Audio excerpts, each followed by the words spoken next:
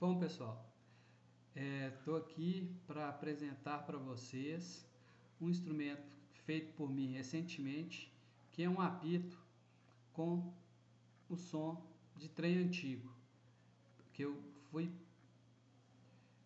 preciso eu fazer esse apito para fazer a sonorização em um musical no qual participei e não encontrava nenhum recurso que me desse a resposta semelhante ao apito de um trem antigo. Então eu tive que construir este apito aqui, que foi feito em madeira, né? Ele tem este orifício aqui por onde entra o ar e 4 bisséis, que são cada um com uma nota diferente, e o resultado foi surpreendente.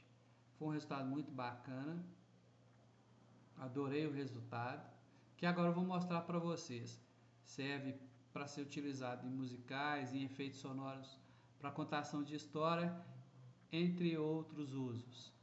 O resultado é muito bacana. Pretendo construir outros com tons diferentes também.